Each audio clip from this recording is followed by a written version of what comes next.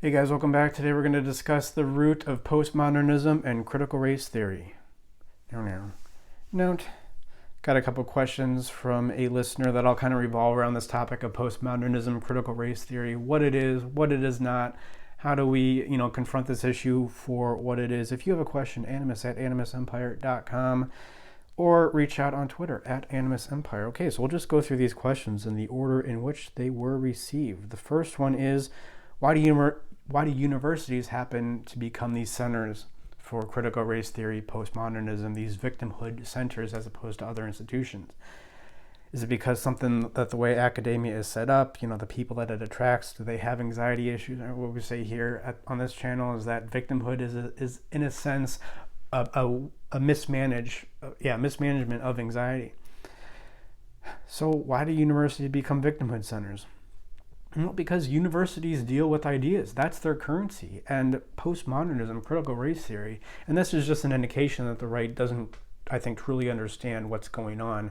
We'll get to it. We'll get to exactly what postmodernism and critical race theory both are. But the right doesn't get what's going on. Like, if you think critical race theory started in 1988 or whenever, when McIntosh wrote that Unpacking Your Invisible Knapsack article, you just don't understand what it is. That CRT is an outcrop of postmodernism, which is an outcrop of ideas that have been percolating in society for a couple hundred years, since Kant. We'll get to it.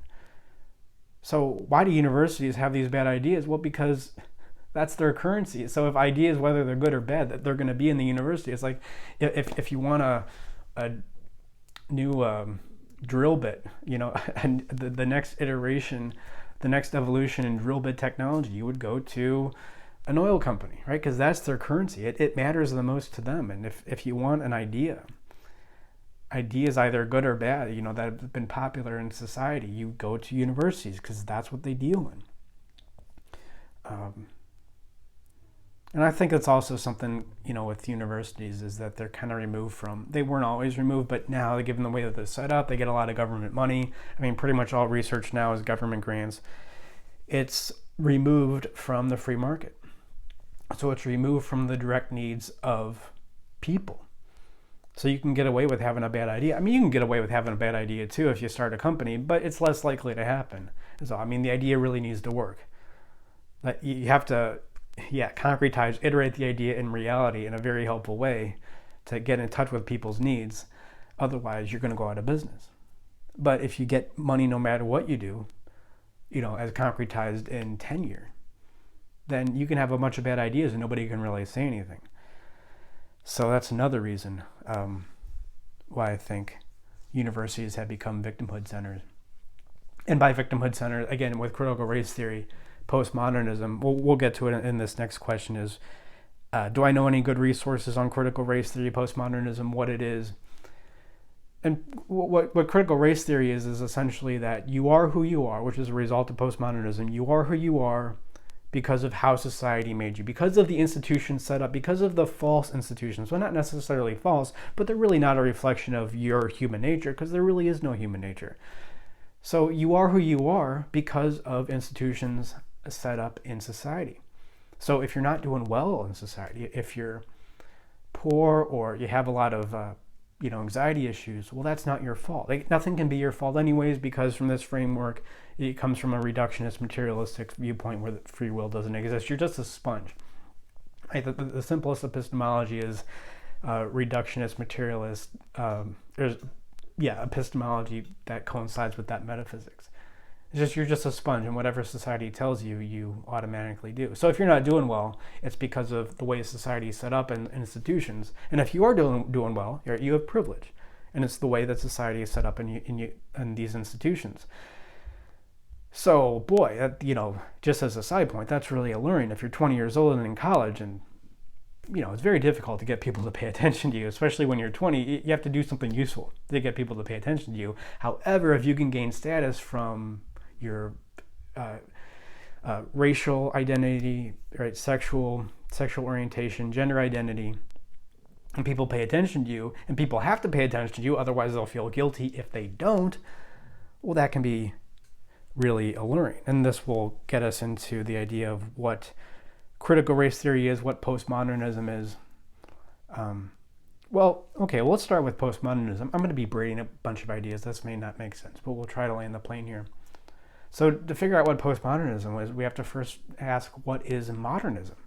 Modernism, at least in philosophy, we're not talking about art or some architecture that you probably don't like that much. We're talking about modernism in philosophy, and this was the endpoint of the Enlightenment. It said that there's a reality out there, there's a mind in here, and your mind's job is to figure out what is going on in reality. We don't have to rely on kings anymore or dictums from God. Your brain is God in a sense, like Timothy Leary's book. Your brain is God. It can go out and figure out what reality is. Now, it may not be totally apparent, right? We have to use certain tools like induction. That's the scientific method. But we can do it. This was the Enlightenment. That is modernism. So postmodernism is, well, your mind can't really figure out reality. There's maybe a reality out there, but there's no way to really say that your mind is capable of figuring out reality. All you can see is reality as it's perceived to you. So a couple hundred years after this, philosophy gets ingrained in our universities through Kant. We'll get to Kant here. We can see how somebody could have a different gender expression or just say that they have a different gender identity without offering any proof. Their only proof needs to be, this is how I feel. And who are you to say otherwise? You can't judge me. There's no epistemological basis to say whether you're right or whether I'm right. So you just need to, say my pronouns. Otherwise, you may get in trouble depending on what country you live in. So where does this all come from? I would say this fundamentally comes from Immanuel Kant, the most influential, this is not my opinion, the most influential philosopher of the last couple hundred years. And what Kant said, well, he said two things that feed into postmodernism and critical race theory. And the first thing that he said is, the opposite of the Enlightenment. There may be a reality out there, but there's no way that we can really tell whether our mind is grasping reality. All we can know for sure is we see reality as we see it. But there's no evidence to suggest that that's some kind of objective reality. And what Kant was doing, incidentally, is he was trying to limit reason. He was consciously trying to limit reason, what Nietzsche accuses him of confirmation bias. I don't know if it's confirmation bias if you're honest about it, but Kant was trying to limit reason to make room for faith because he saw the Enlightenment. He saw what was going on, and he's, if people can figure out, if any plebe can employ the scientific method to figure out reality, then the power of Christianity, as Kant saw it at least, or as it was interpreted at the time. I know we can get in arguments all day about what Christianity really is, what it was at the fall of the Roman Empire versus how it evolved throughout the Middle Ages, and how it has evolved in the last 200 years. So I think our view of Christianity is probably different than what Kant viewed it as. But what Kant saw is, we can't have the Enlightenment and Christianity. Right? This is going to be the death of faith. So what you have to do is limit reason to make room for faith. So there is this divorce between reality and our minds.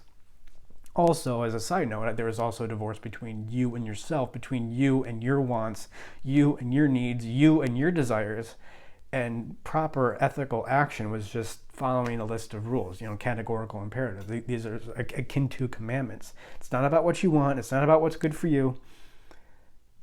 It's not about the propagation of your life, right? It's just about following these commandments. So you have your mind divorced from reality, you divorced from you, and it's clear how we can get something like postmodernism 150 years later. And then CRT about 30 or 40 years after postmodernism, give or take. So I guess one of these questions is, I don't know if this is making sense. We'll get to all these. But one of these questions is how is the right incorrect about how they view postmodernism? Because that's a typical criticism from postmodernists, like with Jordan Peterson. He's talking about postmodernism, but he doesn't understand what it is. I don't know exactly. I'm sure there's different interpretations. I'm not some postmodernism expert, but I think if you look at, how Christianity, the original, what the religion originally was, it's different than how it's practiced now. And I think that's probably true of postmodernism. I think these original postmodernists, these French guys in the mid 20th century, they really just intended it as an epistemological device. So look, it can be helpful, of course, from an epistemological device as a way to, test the sturdiness of your ideas, to think, to consider, well, maybe I just have these ideas because I'm a white male, or because I come from an upper middle class background. Maybe that's just informing my beliefs. Now, maybe it's not, but it's helpful to think about it from that perspective, and I think that's totally correct. But what happened is we took, maybe that's the original intention from Foucault, but we have now, in a sense, made these ideas into a doctrine. So what was, well, you got to question your ideas because you're a white male, now it becomes, well, you're inevitably wrong because you're a white male, and there's no way that you can see the perspective of somebody who is a person of color, different gender, was sexual, whatever expression. So postmodernism can be good from an epistemological device, but it really turns into a religion. That's why I have an article in my second issue of Animist magazine, Postmodern Religion, and the issue here is the right just simply doesn't have the tools to address this, because the right is predominantly based on a philosophy of Christianity, and a lot of their ideas. I mean, it's interesting, Jordan Peterson is out criticizing postmodernism, but he gets a lot of, he's a Kantian. He doesn't talk about Aristotle. He's just talking about Kant. So you're criticizing postmodernism, not the root of their ideas.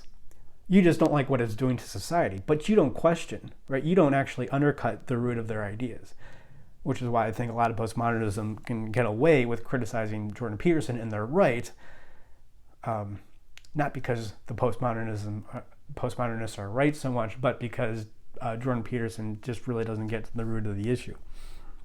Which I think is probably why I got these questions is DeSantis in Florida and a couple other governors are banning critical race theory discussion, or that these ideas can be taught in schools, which I don't want to get into legalities. I think there's a lot of nuance there, whether it's a violation of the First Amendment, I don't really care. But I think it's a good indication that, the right just doesn't have the ability to undercut these ideas, to argue away these ideas, because then they're going to start banning it. Now, maybe it's right to ban it. I don't know. Like we ban certain things in public schools. Like you can't talk to second graders about sex ed, right? That's inappropriate.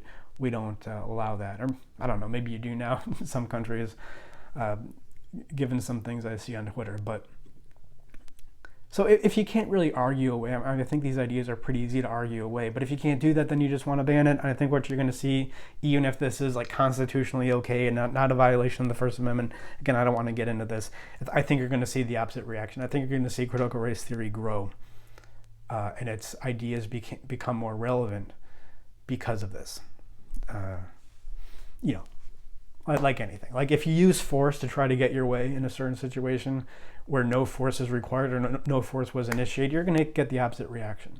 And I'm not just talking about physical force. I'm, like a codependence kind of controlling other people kind of force. Like, yeah, try to control your girlfriend, right? Or any girl or anybody. You're going to get the opposite reaction eventually.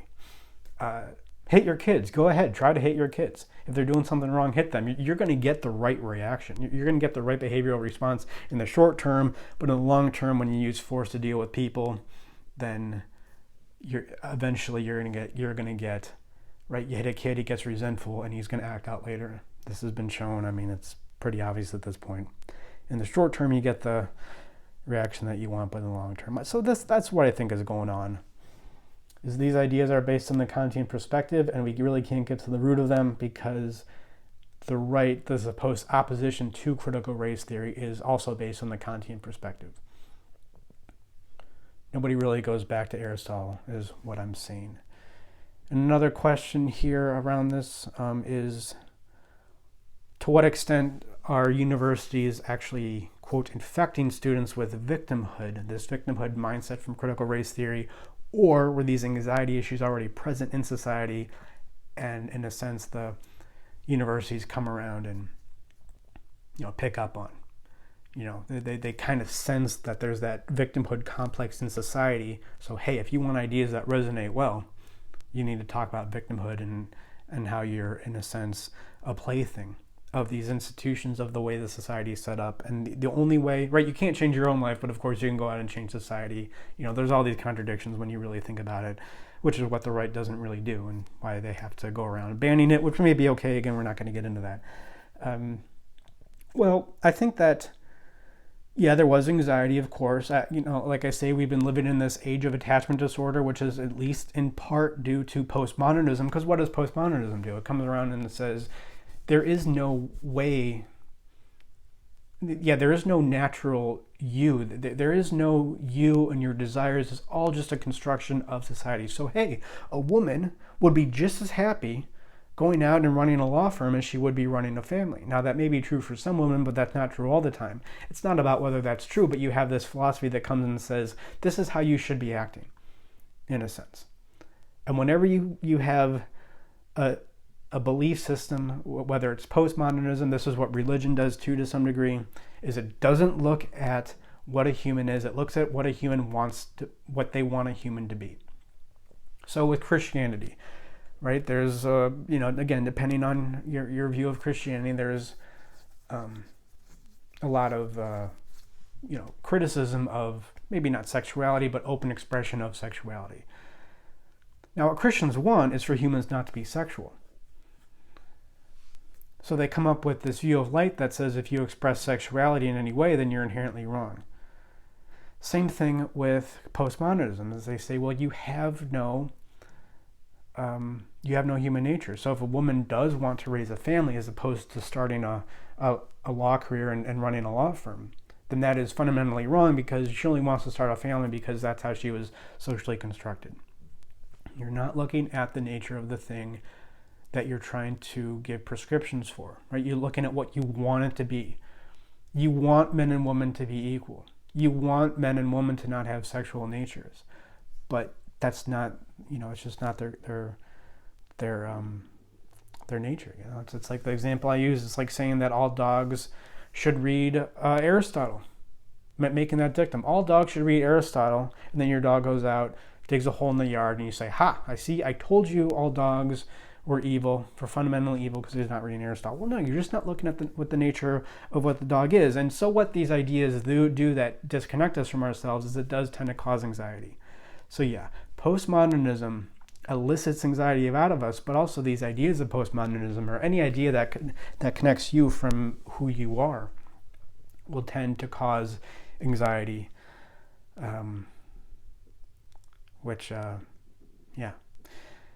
which makes it that much more likely to fall into the victimhood way of thinking, and so you're going to be much more likely to accept postmodernism and critical race theory.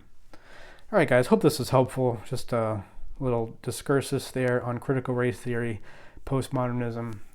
I think these ideas are fundamentally hurtful to a healthy psychology, to how a healthy psychology functions, based on how our emotions work, based on the decisions that we can make with our emotions. We do not have 100% free will, but in order for there to be a field of psychology, we must include for at least some kind of free will, or some kind of exercise of our will. And this is what we can help you with here. We do free consultations, animusempire.com/schedule. Thank you, guys. I will leave it there. And always remember that in order to really get at the root of critical race theory and postmodernism, you have to understand the ideas behind them.